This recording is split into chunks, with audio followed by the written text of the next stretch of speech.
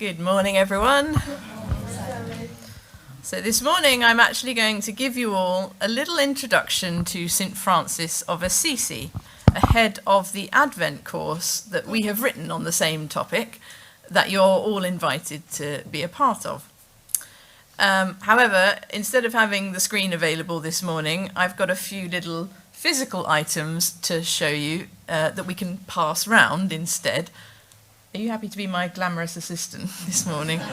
So they're in order from left to right.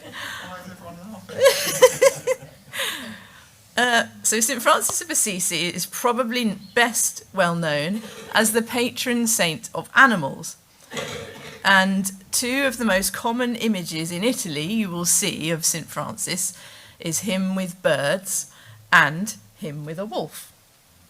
And here is an example, a little tile that we purchased while we were out there. So if it can weave its way along the rows and then down here and then there and then over here, if everyone can somehow handle it and see it at some point. So I don't actually have time to tell you these stories in detail, but these images of St. Francis with the birds and St. Francis with the wolf are chosen because of famous stories that feature these animals and his interaction with them. He famously preached a sermon to a flock of birds, and he also famously spoke to and helped change the life and behaviour of a wild, dangerous wolf that had been terrorising the Italian village of Gubbio, whilst at the same time he changed the attitudes of the villagers to help the wolf instead.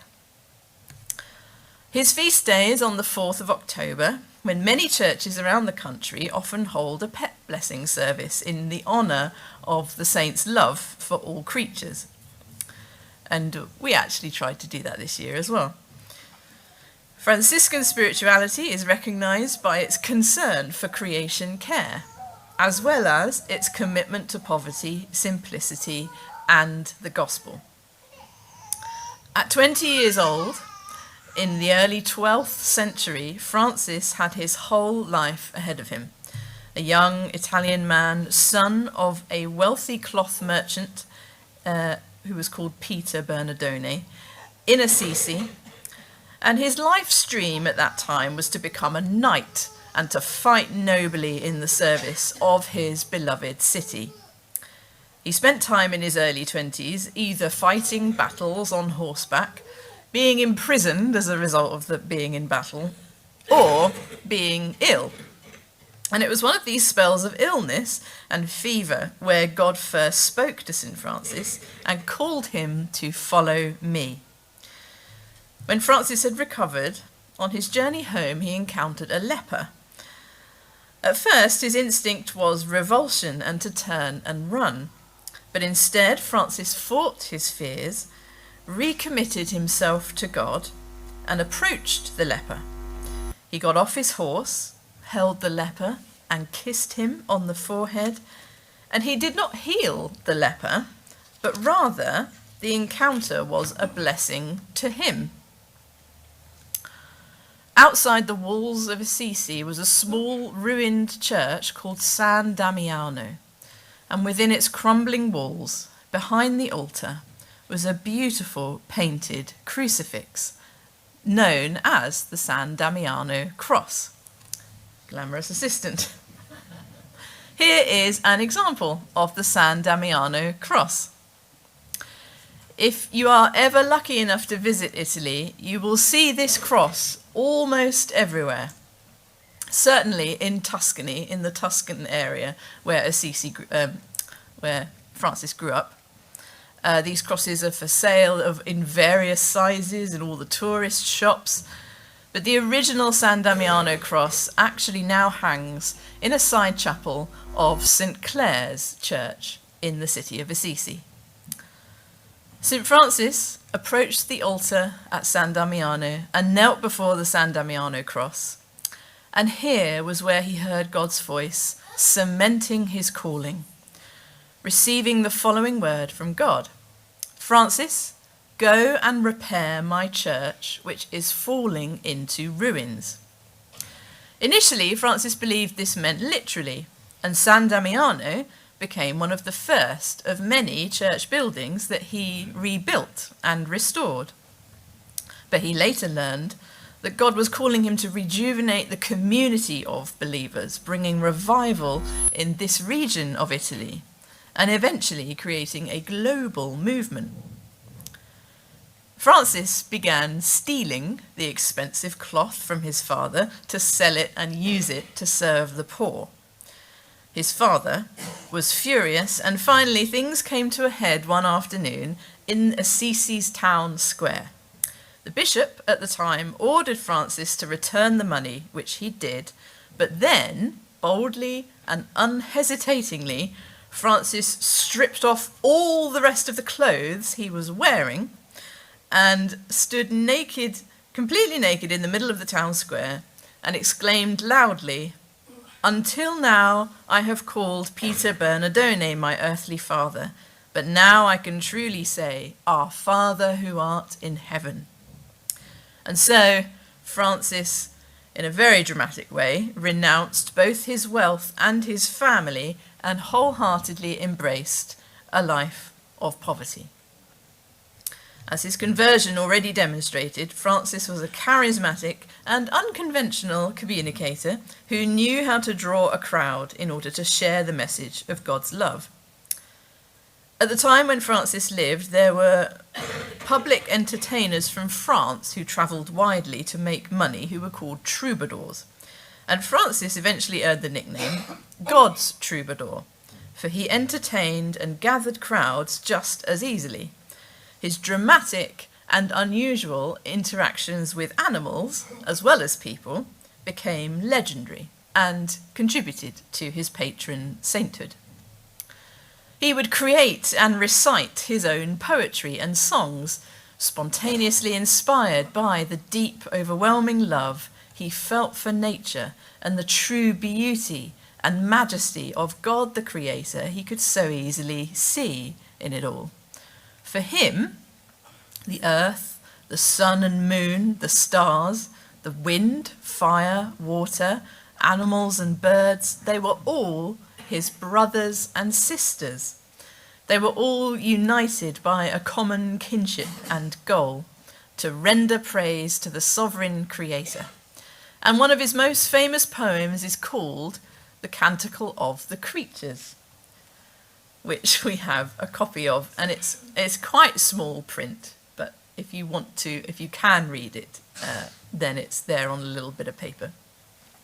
The Canticle of the Creatures, and he refers to brother sun and sister moon and all these other creatures as his brothers and sisters.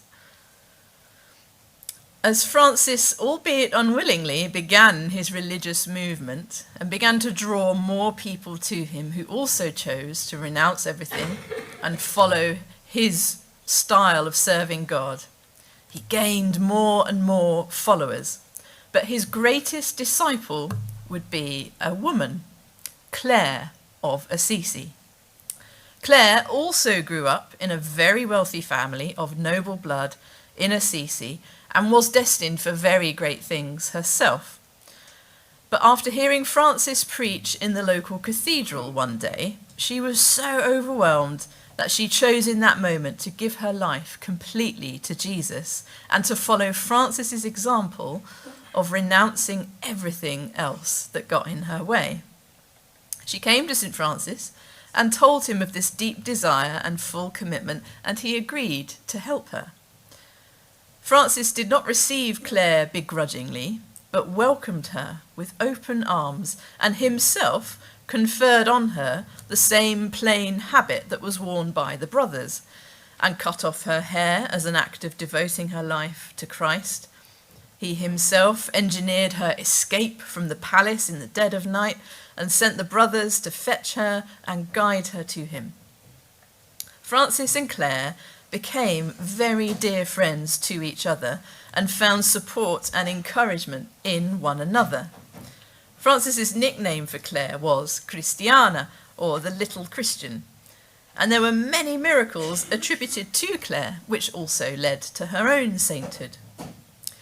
Although Claire followed Francis and accompanied him on his journeys to begin with, Claire found her calling was more contemplative, and in the end, Francis gifted her the church of San Damiano, where she was cloistered, where it became a monastery basically, and where she devoted herself fully to prayer. And many other women who were inspired by her and Francis joined her there, and Francis persuaded Claire to lead the community of sisters there.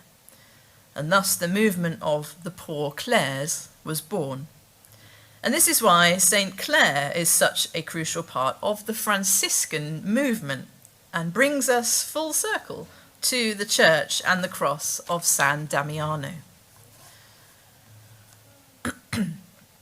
So although what first attracted me personally to St. Francis was the fact he was the patron saint of animals, what has actually stayed with me most, having studied his life, is the reason behind his closeness with those animals.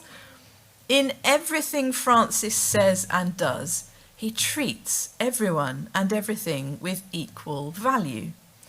He recognizes and understands God as creator to such a deep extent that he comes to understand nothing and no one is more important or less important than anyone or anything else.